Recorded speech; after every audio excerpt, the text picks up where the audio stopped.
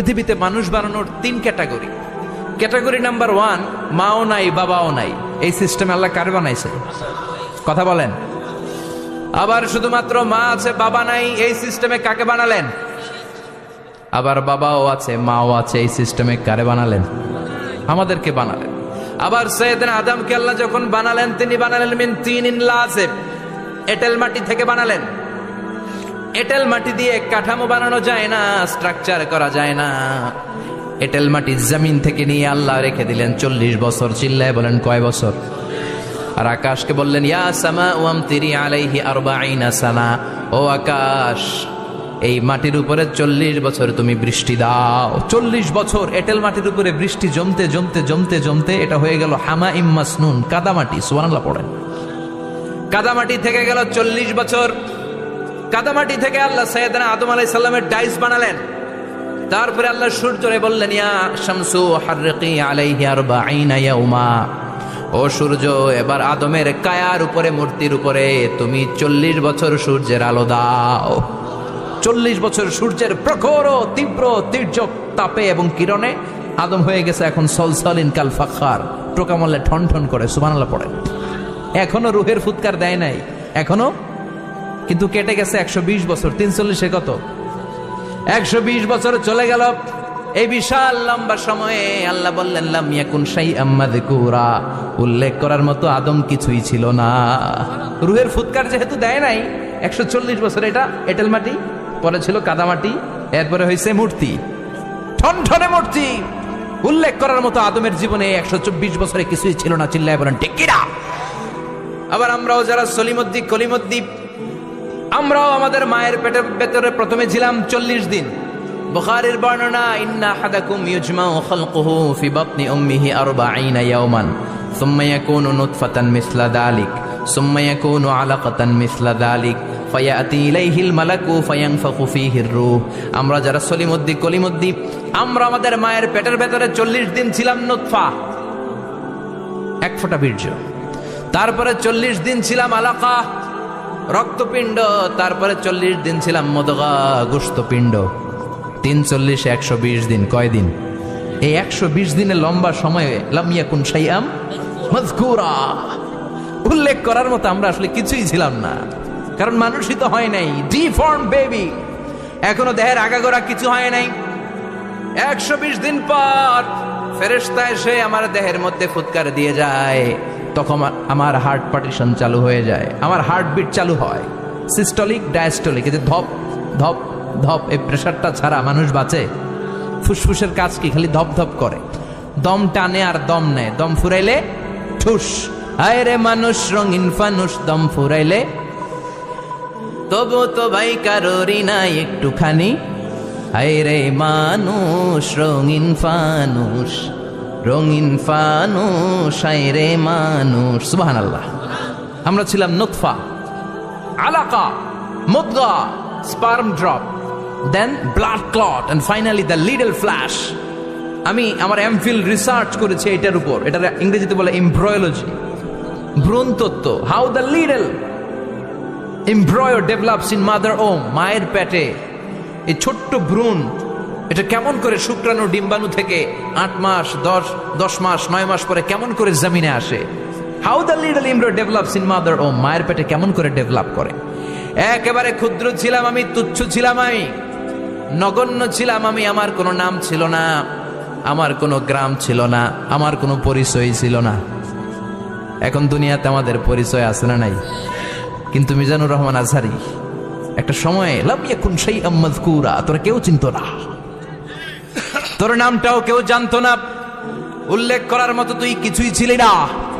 এটা দিয়ে আল্লাহ বুঝাতে চাইলেন তোর কিছুই ছিল না, জিরো থেকে আমি হিরো বানালাম। ক্ষমতার দাপট দেখাবি না, ক্ষমতার অহংকার দেখাবি না, টাকা পয়সার গরম দেখাবি না। 2 দিনের টাকার মালিক হয়ে ওর পা জমিনে লাগে না, এরকম টাকা তা ছেড়ে নাই। লাম ইয়াকুন শাইআম মাযকুরা, তোর চেয়ে বড় ক্ষমতাশীল ছিল ফেরাউন। আল্লাহ ছাড় দিয়েছে, ছেড়ে দেয় নাই, ঠিক কিনা? নমরুদরে ছাড় দিয়েছে, ছেড়ে দেয় নাই, ঠিক কিনা? আবু জাহেলকে ছাড় দিয়েছে, ছেড়ে দেয় নাই, ঠিক কিনা? এখনো যারা গাদ্দারি করে, ইসলামের বিপক্ষে কথা বলে, ইসলামকে জমিনের ভিতর গেড়ে দিতে চায়, দেখা যায় আল্লাহ ওদেরকে ছাড় দেয়, কিন্তু ছেড়ে দেবে না। চিল্লায় কও ঠিক কিনা? পৃথিবীতে কেউ তো স্থায়ী হয় না, হোক না সে ফেরাউন কিবা নমরুদ। কেউ ভাবে চিরদিন রয় না, কেউ ভাবে চিরকাল রয় না। কেউ থাকতে আসে নাই। এত বড় বড় দাপটওয়ালারা সব শেষ। আমি তো প্রায় জায়গায় বলি, আমি ফেরাউনের লাশটা নিজে দেখে এসেছি। যেহেতু আমি আল আজহার ইউনিভার্সিটির স্টুডেন্ট, 200 পাউন্ড লাগে দেখতে, আমি দেখছি ফ্রি। আমার আল আজহারের জামিআতু আল আজহার শরীফের একটা কার্ড ছিল, ওইটা দেখাইলে সব ফ্রি। ফ্রিতে দেখে আসছি। ঢুইকে দেখি ফেরাউন চাচা শুয়ে রয়েছে। আমি বললাম, ফেরাউন চাচা কেমন আছো? How are you? What's up man? কোনো আওয়াজ নাই। আমি জিজ্ঞেস করেছি তাকে, কেমন আছো তুমি, কি অবস্থা, কেমন যাচ্ছে তোমার, হোয়াটস আপ? কোনো আওয়াজ নাই। আমি অবাক হয়েছি, এই লোকটার হুঙ্কারে মিশরের জমিন থার থার করে কাঁপতো। আজ করে শেষ করে দিছে কে? আজ আছে কাল নাই, ঠুস দম ফুরাইলে। এজন্য আল্লাহ বললেন, হাল আতাব আলাল ইনসানি হিনুম মিনাদ দাহরি লাম ইয়াকুন শাইআম মাযকুরা। মানুষের জীবনে এমন একটা সময় ছিল, উল্লেখ করার মতো সে কিছুই ছিল না। আমরা যে কত ক্ষুদ্র ছিলাম আপনি কল্পনা করতে পারবেন না। ফালইয়ানযুরিল ইনসানু মিম্মা খুলিকা, খুলিকা মিম্মা ইন দাফিক ইয়াখরুজু মিন বাইনিস সুলবি ওয়াত তারাইব। বাবার পৃষ্ঠদেশ থেকে, মায়ের বক্ষদেশ থেকে দুইটা মিলিত হয়ে মায়ের জরায়ুর ভেতরে তোরে সেট করলো কে? আমরা ছিলাম শুক্রাণু। শুক্র চিনেন? স্পার্ম। শুক্রও ছিলাম না আমরা, শুক্রাণু মানে শুক্রের অণু। ডিম্ব আমরা ছিলাম না, আমরা ছিলাম ডিম্বাণু মানে ডিম্বের। আরবিতে বলে আল বুয়াইদা আল উনসাউইয়া। এক ফোঁটা বীর্যের ভেতরে, এক ফোঁটা শুক্রের ভেতরে 20 কোটি অণু থাকা লাগে। ওই 20 কোটির একটা ছিলাম আমি। 20 কোটির একটা ছিলেন আপনি। উল্লেখ করার মতো আমি কিছুই ছিলাম না, আমরা কিছুই ছিলাম না। চিল্লা এখন ঠিক কিনা? আল্লাহ বললেন, লাম ইয়াকুন শাইআম মাযকুরা, কিছুই ছিল না। স্পার্ম ড্রপ আর ওভাম দুইটাকে মিলিয়ে আমি আল্লাহ করে ফেললাম জাইগোট। সেইটারে আমি বানালাম এমব্রয়ো, ভ্রূণ, ব্যাঙ্গাচির মতো। শীত বর্ষাকালে বৃষ্টির পরে দেখবেন ব্যাঙ্গের বাচ্চাগুলো খালি ছোটাছুটি করে, তাই না? কালো কালো দেখা যায় না? আমি আপনি আমরা প্রত্যেকে এরকম ব্যাঙ্গের বাচ্চার মতো ছিলাম। হাত পা তো দূরের কথা, ব্যাঙ্গের বাচ্চার মতো ছিলাম। মায়ের জরায়ুর দেয়ালে লেপ্টে ছিলাম। আমাদের হাত ছিল না, আমাদের পা ছিল না, কিচ্ছু ছিল না। সেখান থেকে আল্লাহ আমাদেরকে বড় করতে লাগলেন। এরপরে আমরা হয়ে গেলাম ফেটাস, ডেভেলপড স্টেজ। 120 দিন পরে আল্লাহ তাআলা আমাদের রুহের ফুৎকার দিলেন, আমার হার্ট দিলেন, আমার লাংস দিলেন, আমার গল ব্লাডার দিলেন, আমার কিডনি দিলেন, আমার লিভার দিলেন, আমার ইন্টেস্টাইন দিলেন। আমার দেহের ভিতরে তিনি রক্ত ঢুকিয়ে দিলেন। আমার কলবের এই ধাক্কা ধাক্কি শুরু হয়ে গেল। আল্লাহ বললেন, এই কলবটা সব চাইতে দামি অঙ্গ, কলবের মধ্যে জিকির পড়তে হবে কার? লা ইলাহা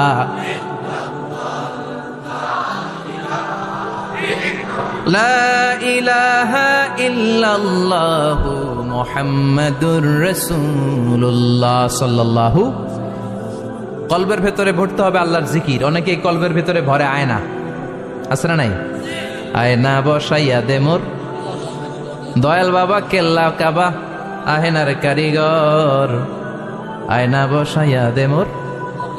তোর বাবার কলবেই তো আয়না নাই, তোরে কি আয়না দিবে বেটা? বিশ্বনবী কখনো বলেছেন কলবে আয়না বসাতে? বিশ্বনবীর সাহাবারা কলবে বসাতে হবে আল্লাহর জিকির। আলা বিযিক্রিল্লাহি তাতমাইন্নুল। দুনিয়ার কোনো কিছু কলবকে ঠান্ডা করতে পারে না, একমাত্র আল্লাহর জিকির। এজন্য আল্লাহ বললেন, হাল আতা আলাল ইনসানি হিনুম মিনাদ দাহরি লাম ইয়াকুন শাইআম মাযকুরা। প্রতিটা মানুষের জীবনে এমন একটা সময় ছিল, উল্লেখ করার মতো কিছুই ছিলাম না। এই আয়াতটা যখন ইসলামের প্রথম খলিফা বিশ্বনবীর ডান হাত সাইয়েদনা আবু বকর পড়তেন, তিনি শুধু কান্না করতেন, চোখের পানি ফেলতেন আর বলতেন, লাইতাহা তাম্মাত, হায় হায় আমার পুরো জীবন যদি এভাবেই কেটে যেত। লাম ইয়াকুন শাইআম মাযকুরা, মায়ের পেটের ভিতরে যখন ছিলাম, কিছুই যখন ছিলাম না, এরকমই যদি থাকতাম কতই না ভালো হতো। লা নাবতালি ওয়ালা নালিদ, জন্মগ্রহণ করতাম না, পরীক্ষার সম্মুখীন হতাম না, জীবনটা যদি এমনি কেটে যেত কতই না ভালো হতো। এজন্য আল্লাহ বললেন প্রতিটা মানুষের জীবনে এমন একটা সময় ছিল উল্লেখ করার মতো সে কিছু ছিল। এরপর আল্লাহ বললেন ইন্না খলাকনাল ইনসানা মিন নুতফাতিন আমশাজিন নাবতালি ফাজআলনাহু সামিআন বাসীরা। নিশ্চয় আমি মানুষকে জমাট বাঁধা মিশ্রিত নুতফা থেকে তৈরি করেছি। বাবার শুক্রাণু মায়ের ডিম্বাণু দুইটাকে মিলিয়ে দিল কে? জরায়ের ভিতরে সেট করলো কে? আল্লাহ বললেন ফি কারারিম মাকিন, গোপনতম প্রকোষ্ঠে, যেই প্রকোষ্ঠে কোনো কবিরাজের কবিরাজি কাজে লাগে নাই, কোনো ডাক্তারের ডাক্তারি কাজে লাগে নাই, কিন্তু 9টা মাস ধরে খাবার পানি আর অক্সিজেন তোরে দিছে কে? আবার আল্লাহ বললেন ফি যুলুমাতিন সালাস, 3টা প্যাকেট পড়িয়ে তোরে আমি রেখেছি, যতটুকু টেম্পারেচারে রাখলে তুই বেঁচে থাকবি ততটুকু টেম্পারেচারে তোরে রেখেছে কে? এজন্য আল্লাহ বললেন মিন নুতফাতিন আমশাজিন নাবতালি, তারপরে তোকে আমি পরীক্ষা করতে শুরু করলাম দুনিয়ায়। দুনিয়াতে আমাদের জন্য পরীক্ষা আছে না নাই? যে আল্লাহর কাছে যত প্রিয় তার পরীক্ষাও তত। আসাদুন নাসি বালাআন আল আম্বিয়া, দুনিয়ার মধ্যে সব চাইতে বেশি আল্লাহ পরীক্ষা করেছেন নবীদের, ঠিক কি না? সাইয়েদনা ইউসুফ আলাইহিস সালাম 10 বছর জেলে বন্দী ছিলেন, বিশ্বনবী 3 বছর জেলে বন্দী ছিলেন। শিয়াবে আবি তালেবের জেলখানায় বিশ্বনবী ছিলেন কি ছিলেন না? এজন্য জেল জরিমানা মুমিন ভয় পায় না, ঠিক কি না? আল্লাহ বললেন নাবতালি, তোকে আমি পরীক্ষা করব ভয় দিয়ে, ক্ষুধা দিয়ে, সম্পদের হানি ঘটিয়ে, প্রাণ নাশের হুমকি দিয়ে। ইসলামের কথা বলা এত সোজা না। আপনি ইসলামের কথা বলবেন, আপনার বিরুদ্ধে ষড়যন্ত্র আছে না নাই? কিন্তু এগুলো দেখার আমাদের সময় আছে নাকি? আমরা কোরআনের কথা বলেই যাব, কোরআনের শান্তির বাণী বিশ্বব্যাপী আমরা ছড়িয়েই দিব, ঠিক কি না? বিশ্বনবী বলেন আসাদুন নাসি বালাআন আল আম্বিয়া, এই দুনিয়ার বুকে সবচাইতে বেশি পরীক্ষা নেয় আল্লাহ নবীদের। সুম্মাল আমসাল ফাল আমসাল, তারপরে সিদ্দিকিনদের, তারপরে শুহাদাদের, তারপরে সালিহিনদের। ইবতালার রাজুলু আলা হাসাবি দীনিহি, যেই ব্যক্তির দিনদারি বেশি তার জীবনে পরীক্ষাও। বিশ্বনবীর আল্লাহ সান্ত্বনা দিচ্ছেন, নবী ওরা আপনারে গণক বলে, ওরা আপনারে জাদুকর বলে, ওরা আপনারে কবি বলে, ওরা আপনারে পাগল বলে, কিন্তু আপনি হতাশ হবেন না।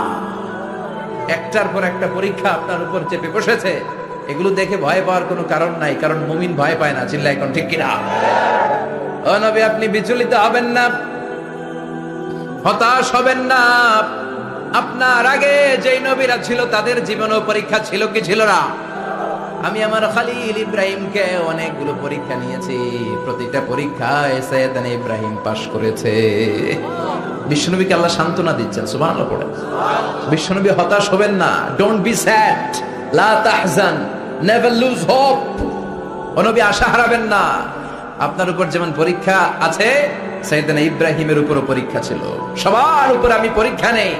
আপনারে ওরা কবি বলে গালি দেয়, গণক বলে গালি দেয়, জাদুকর বলে গালি দেয়, পাগল বলে গালি দেয়।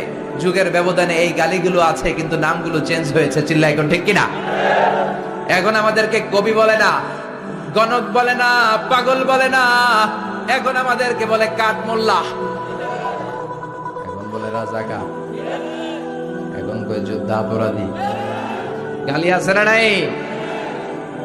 গালির ভার্সন চেঞ্জ হয়, ট্যাগ লাগানোর সিস্টেম চেঞ্জ হয়, কিন্তু ট্যাগ আছে না নাই? আল্লাহ নবীর সান্ত্বনা দিয়ে বলে নবী ভয় পাবেন না, চিন্তিত হবেন না। আপনার যেমনি পরীক্ষা আমি নিচ্ছি, সাইয়েদনা ইব্রাহিমের আমি পরীক্ষা নিয়েছি। আর প্রতিটা পরীক্ষায় আমার Ibrahim Khalil golden A plus, first class first, global award পেয়েছে। আর এর ফলাফল হিসেবে আমি ইব্রাহিমকে বলেছি, ইব্রাহিম তোমার আমি নেতা বানাই দিলাম। আল্লাহ put Sayyidna Ibrahim in some test, in some test. Everyone has to face test. প্রত্যেককেই টেস্ট এন্ড ট্রায়াল, পরীক্ষার সম্মুখীন হতে হয়।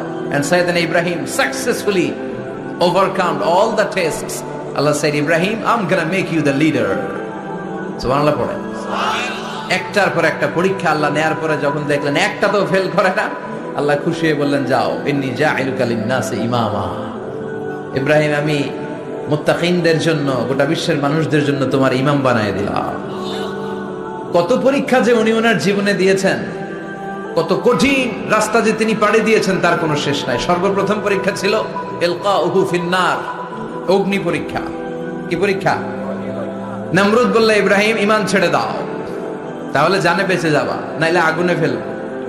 সাইয়েদনা ইব্রাহিমের এক কথা, জীবন যাবে কিন্তু ঈমান যাবে।